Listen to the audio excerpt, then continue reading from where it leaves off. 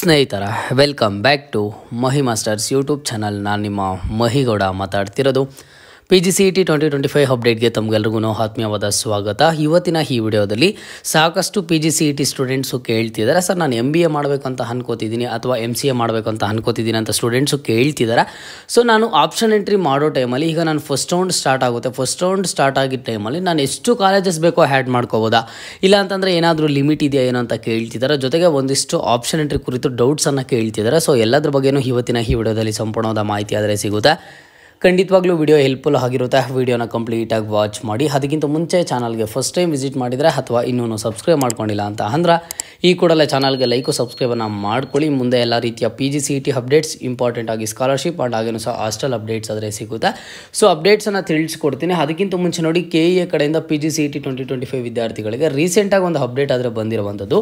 ಏನಂತ ಅಂದರೆ ನೀವು ಇಲ್ಲಿ ಅಬ್ಸರ್ವ್ ಮಾಡ್ಬೋದು, PGCET 2025 MBA MCA PH ಅಭ್ಯರ್ಥಿಗಳು 28/2025 ಬೆಳಗ್ಗೆ 10 ವೈದ್ಯಕೀಯ ಪರೀಕ್ಷೆಗೆ ಹಾಜರಾಗಬೇಕು ಅಂತ ಹೇಳ್ಬಿಟ್ಟು ಫಿಸಿಕಲ್ ಹ್ಯಾಂಡಿಕ್ಯಾಪ್ ಸ್ಟೂಡೆಂಟ್ಸ್ ಯಾರಿರ್ತಾರೆ, ವಿಕಲಚೇತನ ಅಭ್ಯರ್ಥಿಗಳಿಗೆ ನೀವು ಏನು ಮಾಡಬೇಕು ಅಂತ ಅಂದರೆ ಒಂದು ವೈದ್ಯಕೀಯ ತಪಾಸಣೆಯನ್ನು ನಡೆಸ್ತಾರೆ MBA ಆ್ಯಂಡ್ ಹಾಗೇನೂ ಸಹ MCA ಕೋರ್ಸ್ ಸ್ಟೂಡೆಂಟ್ಸಿಗೆ. ಸೊ ನೀವು ಅಲ್ಲಿ ಅಟೆಂಡ್ ಆಗಬೇಕಾಗುತ್ತೆ. ಏನೆಲ್ಲ ಡಾಕ್ಯುಮೆಂಟ್ಸ್ ಬೇಕು ಅಂತ ಹೇಳಿಬಿಟ್ಟು ಇಲ್ಲಿ ಕ್ಲಿಯರಾಗಿ ಕೊಟ್ಟಿದ್ದಾರೆ. ಸೊ ಸ್ಟೂಡೆಂಟ್ಸ್ ನೀವು ಅದನ್ನು ಒಂದು ಅಬ್ಸರ್ವ್ ಮಾಡ್ಕೊಳ್ಳಿ, ಯಾರಾದರೂ ಅಟೆಂಡ್ ಆಗಬೇಕು ಅವರು. ಜೊತೆಗೆ ಇಲ್ಲಿ ಬಂದುಬಿಟ್ಟು ಇಲ್ಲಿ ನೋಡಿ, ಅಂಗವಿಕಲತೆ ವಿವರ, ವರದಿ ಮಾಡಿಕೊಳ್ಳಬೇಕಾದ ಸ್ಥಳ, ಸಮಯನೂ ಸಹ ಕೊಟ್ಟಿದ್ದಾರೆ. ಅದನ್ನು ಸಹ ನೀಟಾಗಿ ನೋಡ್ಕೊಂಡು ನೀವೆಲ್ಲ ಅಟೆಂಡ್ ಆಗಬೇಕು ಏನಂತ ಹೇಳಿಬಿಟ್ಟು ಆದರೆ ಓಕೆನಾ. ಇದನ್ನು ಯಾರ್ಯಾರಾದರೆ ನೀವು ಇಲ್ಲಿ ಕ್ಲೈಮ್ ಮಾಡಬೇಕಂತ ಅಂದ್ಕೊಂಡಿದ್ರು ಇಂಥ ಸ್ಟೂಡೆಂಟ್ಸು ಕಂಪಲ್ಸರಿ ಅಟೆಂಡ್ ಆಗಬೇಕಾಗಿರುತ್ತೆ. ಈಗ ನೋಡಿ, ಇಲ್ಲಿ ಸಾಕಷ್ಟು ಸ್ಟೂಡೆಂಟ್ಸು ಕೇಳ್ತಿದ್ದಾರೆ. ಈಗ ನೆಕ್ಸ್ಟ್ ನಮಗೆ PGCET 2025 first round of counselling start ಆಗುತ್ತೆ. First round of counselling start ಆಗಿದ್ದ ಆದಮೇಲೆ ನಾನು ಕಾಲೇಜಸನ್ನು ಸೆಲೆಕ್ಷನ್ ಮಾಡ್ತೀನಲ್ವಾ. ಕಾಲೇಜಸ್ ಸೆಲೆಕ್ಷನ್ ಮಾಡಿದಾಗ ಈಗ ನಾನು ಬೆಂಗಳೂರಲ್ಲಿ ಒಂದಿಷ್ಟು ಕಾಲೇಜಸ್ಸು, ಮೈಸೂರಲ್ಲಿ ಒಂದಿಷ್ಟು ಕಾಲೇಜಸ್ಸು, ಈ ರೀತಿ ಕಾಲೇಜಸನ್ನು ಆ್ಯಡ್ ಮಾಡ್ಬೋದಾ, ಎಷ್ಟು ಕಾಲೇಜಸ್ ಬೇಕೋ ಆ್ಯಡ್ ಮಾಡ್ಬೋದಾ, ಇಲ್ಲ ಅಂತಂದ್ರೆ ಯಾವುದಾದ್ರೂ ಲಿಮಿಟ್ ಇದೆಯಾ ಅಂತ ಅಂದರೆ ನೋಡಿ, ನೀವು ಆಪ್ಷನ್ ಎಂಟ್ರಿ ಮಾಡೋ ಟೈಮಲ್ಲಿ ನೀವು ಯಾವುದೇ ಕೋರ್ಸಿಗೆ ಆಪ್ಷನ್ ಎಂಟ್ರಿ ಮಾಡ್ತೀರಿ, ನೀವು MBA ಕೋರ್ಸ್ನವರಾಗಿರ್ಬೋದು ಅಥವಾ MCA ಕೋರ್ಸ್ನವರು ಆಗಿರ್ಬೋದು, ನೀವು ಅಲ್ಲಿ ತೋರಿಸ್ತಿರುವಂತಹ ಎಷ್ಟು ಕಾಲೇಜಸ್ ಬೇಕೋ ಆಪ್ಷನ್ ಎಂಟ್ರಿಯನ್ನು ಮಾಡ್ಕೋಬೋದು. ಓಕೆನಾ. ಅದು 100 ಕಾಲೇಜಸ್ ಆಗಲಿ, 50 ಕಾಲೇಜಸ್ ಆಗಲಿ, 40 ಆಗಲಿ, ಎಷ್ಟೇ ಕಾಲೇಜಸ್ ಆಗ್ಲಿನೂ ಸಹ ನೀವು ಅಲ್ಲಿ ಆಪ್ಷನ್ ಎಂಟ್ರಿಯನ್ನು ಮಾಡ್ಕೋಬೋದು ಆಗಿರುತ್ತೆ. ಅದು ಡಿಪೆಂಡ್ಸ್ ಆನ್ ನಿಮ್ಮ ಒಂದು ಚಾಯ್ಸ್. ಓಕೆನಾ. ನೀವು ಎಷ್ಟು ಕಾಲೇಜಸನ್ನು ಆ್ಯಡ್ ಮಾಡಬೇಕಂತ ಅನ್ಕೋತಿದ್ದೀರಾ ಅಷ್ಟು ಕಾಲೇಜಸನ್ನು ಆ್ಯಡ್ ಮಾಡ್ಕೋಬೋದು ಆಗಿರುತ್ತೆ. ಇದಕ್ಕೆ ಯಾವುದೇ ಥರದ ಲಿಮಿಟ್ ಆದರೆ ಇರೋದಿಲ್ಲ. ಓಕೆನಾ. ಇದೊಂದು ಡೌಟನ್ನು ನೀವು ಕ್ಲಿಯರ್ ಮಾಡ್ಕೊಳ್ಳಿ. ಆ್ಯಂಡ್ ಸಾಕಷ್ಟು ಸ್ಟೂಡೆಂಟ್ಸ್ ಏನು ಕೇಳ್ತಿದ್ದಾರೆ ಅಂತ ಅಂದರೆ, ಒನ್ ಆಫ್ ಮೈ ಫ್ರೆಂಡೇ ನನಗೆ ಕಾಲ್ ಮಾಡಿ ಏನು ಕೇಳ್ತಿದ್ದಾನೆ ಅಂದರೆ, ನಂದು ರ್ಯಾಂಕಿಂಗ್ ಬಂದುಬಿಟ್ಟು 4000 ರ್ಯಾಂಕಿಂಗ್ ಬಂದಿದೆ. ಸೊ ನಾನು ಏನು ಮಾಡ್ತೀನಿ ಅಂತಂದರೆ, ಫಸ್ಟ್ ರೌಂಡಲ್ಲಿ ಬಂದುಬಿಟ್ಟು ಬರೀ ಗೌರ್ನಮೆಂಟ್ ಕಾಲೇಜಸನ್ನು ಆ್ಯಡ್ ಮಾಡ್ತೀನಿ. ಆ ಗೌರ್ನಮೆಂಟ್ ಕಾಲೇಜಸಲ್ಲಿ ಏನಾದರೂ ನನಗೆ ಸೀಟ್ ಅಲಾಟ್ಮೆಂಟ್ ಆಗಿಲ್ಲ ಅಂತಂದರೆ ಆಗ ನೆಕ್ಸ್ಟ್ ಬಂದುಬಿಟ್ಟು ನಾನು ಸೆಕೆಂಡ್ ರೌಂಡ್ಗೆ ಏನಿರುತ್ತೆ, ಸೆಕೆಂಡ್ ರೌಂಡ್ ಟೈಮಲ್ಲಿ ಪ್ರೈವೇಟ್ ಕಾಲೇಜಸನ್ನು ಆ್ಯಡ್ ಮಾಡ್ಕೋತೀನಿ. ಆಗ ನನಗೆ ಸೀಟ್ ಸಿಗುವಂಥ ಚಾನ್ಸ್ ಇದೆ ಅಲ್ವಾ ಅಂತ ಹೇಳ್ಬಿಟ್ಟು ಸ್ಟೂಡೆಂಟ್ ಆದರೆ ಕೇಳ್ತಿರುವಂಥದ್ದು. ನನ್ನ ಫ್ರೆಂಡೇ ಸ್ಟೂಡೆಂಟ್ ಅಲ್ಲ. ಸೊ ಈಗ ಈ ನನ್ನ ಫ್ರೆಂಡಿಗೆ ನಾನು ಏನು ಸಜೆಸ್ಟ್ ಮಾಡಿದೆ ಅಂತ ಅಂದರೆ, ನೋಡಿ, KEA ಕಡೆ ನಡೆಸ್ಕೊಡುವಂತಹ ಕೌನ್ಸ್ಲಿಂಗಲ್ಲಿ ಒಂದಿಷ್ಟು ರೂಲ್ಸ್ ಆ್ಯಂಡ್ ರೆಗ್ಯುಲೇಷನ್ಸ್ ಆದರೆ ಇರ್ತವೆ. ನಿಂದು ರ್ಯಾಂಕಿಂಗ್ 4000 ರ್ಯಾಂಕಿಂಗ್ ಬಂದಿದೆ, ಓಕೆ, ರ್ಯಾಂಕಿಂಗ್ ಏನೋ ಚೆನ್ನಾಗಿದೆ. ನಿಂದು ರ್ಯಾಂಕಿಂಗ್ ಎಷ್ಟೇ ಚೆನ್ನಾಗಿ ಬಂದ್ರು ಸಹ ಕೌನ್ಸ್ಲಿಂಗ್ ರಿಲೇಟೆಡು ನಿನಗೆ ಕರೆಕ್ಟಾಗಿ ಇನ್ಫಾರ್ಮೇಷನ್ ಗೊತ್ತಿಲ್ಲ. ಫಸ್ಟ್ ರೌಂಡ್ ಯಾವ ರೀತಿ, ಸೆಕೆಂಡ್ ರೌಂಡ್ ಯಾವ ರೀತಿ, ಸೆಕೆಂಡ್ ಎಕ್ಸ್ಟೆಂಡೆಡ್ ರೌಂಡ್ ಯಾವ ರೀತಿ ಅಂತ ನೀನೇನಾದರೂ ನೀಟಾಗಿ ತಿಳ್ಕೊಂಡಿಲ್ಲ ಅಂತ ಅಂದರೆ ಅದು ನಿನಗೆ ಪ್ರಾಬ್ಲಮ್ ಆಗುತ್ತೆ.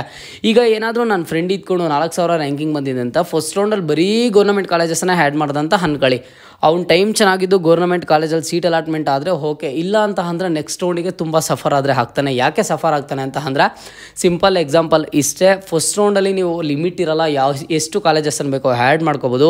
ಬಟ್ ನೀವು ಯಾವಾಗ ಸೆಕೆಂಡ್ ರೌಂಡಲ್ಲಿ ಪಾರ್ಟಿಸಿಪೇಟ್ ಮಾಡ್ತೀರಾ, ಸೆಕೆಂಡ್ ರೌಂಡಲ್ಲಿ ನಿಮಗೆ ಯಾವುದೇ ಥರದ ಚಾನ್ಸ್ ಇಲ್ಲ ಕಾಲೇಜಸನ್ನು ಆ್ಯಡ್ ಮಾಡೋದಕ್ಕೆ. ಓಕೆನಾ. ಸೊ ಈಗ ಹಾಗಾಗಿ ಸ್ಟೂಡೆಂಟ್ ಏನು ಮಾಡಬೇಕು ಅಂತ ಅಂದರೆ, ನನ್ನ ಫ್ರೆಂಡ್ ಏನು ಮಾಡಬೇಕು ಅಂತ ಅಂದರೆ, 4000 ರ್ಯಾಂಕಿಂಗ್ ಬಂದಿದೆ, ಓಕೆ, ಈಗ ಕಟ್ ಆಫನ್ನು ತಗೋತಾನೆ. ಲಾಸ್ಟ್ ಇಯರ್ ಕಾಲೇಜ್ ಕಟ್ ಆಫ್ಸನ್ನು ತೊಗೊಂಡು ಏನು ಮಾಡ್ತಾನೆ ಅಂತ ಅಂದರೆ, ಅದನ್ನೆಲ್ಲ ನೀಟಾಗಿ ಅನಾಲಿಸಿಸ್ ಮಾಡಿ ಗೌರ್ನಮೆಂಟ್ ಕಾಲೇಜಸಲ್ಲಿ ಕಟ್ ಆಫ್ ಇಷ್ಟಿದೆ, ಪ್ರೈವೇಟ್ ಕಾಲೇಜಸಲ್ಲಿ ಕಟ್ ಆಫ್ ಇಷ್ಟಿದೆ ನನ್ನ ಒಂದು ಕ್ಯಾಟಗರಿಗೆ ಅಂತ ಹೇಳಿಬಿಟ್ಟು ಒಂದು 2000 3000 ಕಟ್ ಆಫ್ ಇರುವಂಥ ಕಾಲೇಜಸ್ಸು, 5000 4000 6000 ಕಟ್ ಆಫ್ ಇರುವಂತಹ ಎಲ್ಲ ಕಾಲೇಜಸನ್ನು ಲೀಸ್ಟ್ ಮಾಡಿಕೊಂಡು ನನ್ನ ಫ್ರೆಂಡ್ ಏನು ಮಾಡಬೇಕು ಅಂತ ಅಂದರೆ, ಫಸ್ಟ್ ಬಂದುಬಿಟ್ಟು ಎಲ್ಲ ಗೌರ್ನಮೆಂಟ್ ಕಾಲೇಜಸನ್ನು ಆ್ಯಡ್ ಮಾಡ್ಕೊಳ್ಳಿ. ಅದು ಅವರ ವಿಷಯ ಆಗಿರುತ್ತೆ. ಬಟ್ ಅದರ ಜೊತೆಗೆ ಪ್ರೈವೇಟ್ ಕಾಲೇಜಸನ್ನು ಆ್ಯಡ್ ಮಾಡಲೇಬೇಕು. ಓಕೆನಾ. ಯಾಕೆ ಆ್ಯಡ್ ಮಾಡಲೇಬೇಕು ಅಂತ ನಾನು ಹೇಳ್ತಿದ್ದೀನಿ ಅಂತ ಅಂದರೆ, ಈಗ ಅವರು ಫಸ್ಟ್ ರೌಂಡಿಗೆ ಪಾರ್ಟಿಸಿಪೇಟ್ ಮಾಡ್ತಾನೆ. ಫಸ್ಟ್ ರೌಂಡಲ್ಲಿ ಗೌರ್ನಮೆಂಟ್ ಕಾಲೇಜಸ್ ಮಾತ್ರ ಆ್ಯಡ್ ಮಾಡಿ, ಅಲ್ಲೇನಾದರೂ ಸೀಟ್ ಸಿಕ್ಕಿದ್ರೆ ಓಕೆ, ಸೀಟ್ ಸಿಕ್ಕಿಲ್ಲ ಅಂತಂದರೆ ನೆಕ್ಸ್ಟ್ ರೌಂಡಲ್ಲಿ ಕಾಲೇಜಸನ್ನು ಆ್ಯಡ್ ಮಾಡೋದಕ್ಕೆ ಆಗೋದಿಲ್ಲ. ಬಟ್ ಅದೇ ಇಲ್ಲೇನಾದರೂ ಗೌರ್ನಮೆಂಟ್ ಕಾಲೇಜಸ್ಸು ಜೊತೆಗೆ ಒಂದಿಷ್ಟು ಏಡೆಡ್ ಕಾಲೇಜಸ್ಸು, ಅನ್ಏಡೆಡ್ ಕಾಲೇಜಸ್ ಅಂತ ಏನಿರ್ತವೆ ಆ ಕಾಲೇಜಸ್ಸನ್ನು ಸಹ ಆ್ಯಡ್ ಮಾಡ್ಕೊಂಡಿದ್ದ ಅಂತ ಅಂದರೆ, ಫಸ್ಟ್ ರೌಂಡಲ್ಲಿ ಗೌರ್ನಮೆಂಟ್ ಕಾಲೇಜಲ್ಲಿ ಸೀಟ್ ಅಲಾಟ್ಮೆಂಟ್ ಆಗಿಲ್ಲ ಅಂತ ಅಂದ್ರೂ ಅಟ್ಲೀಸ್ಟ್ ಸೆಕೆಂಡ್ ರೌಂಡಲ್ಲಿ ಬಂದುಬಿಟ್ಟು ಪ್ರೈವೇಟ್ ಕಾಲೇಜಸ್ ಸೀಟ್ ಅಲಾಟ್ಮೆಂಟ್ ಆಗುತ್ತೆ. ರ್ಯಾಂಕಿಂಗ್ ಚೆನ್ನಾಗಿದ್ದು ಆಪ್ಷನ್ ಎಂಟ್ರಿ ಕರೆಕ್ಟಾಗಿ ಮಾಡಿದರೆ ಫಸ್ಟ್ ರೌಂಡಲ್ಲೇ ಗೌರ್ನಮೆಂಟಲ್ಲಿ ಸೀಟ್ ಸಿಕ್ಕಿಲ್ಲ ಅಂತಂದರೆ ಪ್ರೈವೇಟ್ ಕಾಲೇಜಲ್ಲಿ ಸೀಟ್ ಸಿಗುತ್ತೆ. ಸೊ ಹಾಗಾಗಿ ನೀವು ಯಾರೆಲ್ಲ ಪ್ಲ್ಯಾನ್ ಮಾಡ್ಕೋತಿದ್ದೀರಾ, ಆಪ್ಷನ್ ಎಂಟ್ರಿ ಒಂದು ಮಾಡೋದಕ್ಕೆ ಕಾಲೇಜಸ್ಸನ್ನು ಯಾರೆಲ್ಲ ಯಾರೆಲ್ಲ ಲೀಸ್ಟ್ ಮಾಡ್ಕೋತಿದ್ದೀರಾ ಬರೀ ಗೌರ್ಮೆಂಟ್ ಕಾಲೇಜಸ್ಸನ್ನು ಇಲ್ಲಾಂತಂದರೆ ಬರೀ ಇದೇ ಕಾಲೇಜಸ್ಸನ್ನು ಅಂತ ಹೇಳ್ಬಿಟ್ಟು ಯಾರು ಲೀಸ್ಟ್ ಮಾಡ್ಕೊಳ್ಳೋದಕ್ಕೆ ಹೋಗಬೇಡಿ. Depends on your ranking college cut off ಎಷ್ಟಿದಾವೆ ಏನು ಅಂತ ಹೇಳ್ಬಿಟ್ಟು ಅಬ್ಸರ್ವ್ ಮಾಡಿದ್ರ ಅಂತಂದರೆ ನಿಮಗೆ ಒಂದು ಕ್ಲಿಯರ್ ಕಟ್ ಐಡಿಯಾ ಆದರೆ ಬರೋದಾ.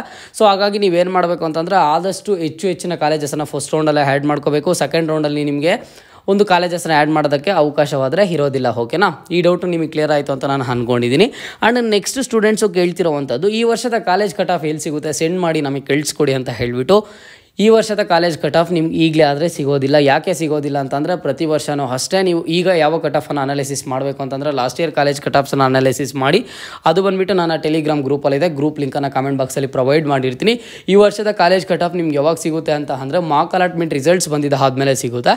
ಈಗ ನೆಕ್ಸ್ಟು ನಿಮಗೆ ಆಪ್ಷನ್ ಎಂಟ್ರಿ ಸ್ಟಾರ್ಟ್ ಆಗಿದ್ದಾದಮೇಲೆ ಮಾರ್ಕ್ ಅಲಾಟ್ಮೆಂಟ್ ರಿಸಲ್ಟ್ಸ್ ಅಂತ ಬರುತ್ತೆ. ಮಾರ್ಕ್ ಅಲಾಟ್ಮೆಂಟ್ ರಿಸಲ್ಟ್ಸ್ ಬಂದಿದ್ದಾದಮೇಲೆ ನೀವೀಗ ನೆಕ್ಸ್ಟ್ ಆದರೆ ಕಟ್ ಆಫ್ ಆದರೆ ಸಿಗುವಂಥದ್ದು. ಓಕೆನಾ, mark allotment cut off uses ಏನೆಲ್ಲ ಅಪ್ಡೇಟ್ಸ್ ಇರ್ತವೆ, ಏನೆಲ್ಲ ಚೇಂಜಸ್ ಇರ್ತವೆ, KE ಕಡೆಯಿಂದ ಯಾವ ರೀತಿ ನಡೆಸ್ಕೊಡ್ತಾರೆ ಏನು ಅಂತ ಹೇಳಿಬಿಟ್ಟು ಮುಂದಿನ ದಿನಗಳಲ್ಲಿ ಪ್ರತಿನಿತ್ಯನೂ ಸಹ PGCET ರಿಲೇಟೆಡ್ ವೀಡಿಯೋಸ್ ಆದರೆ ಬರ್ತಿರ್ತದೆ.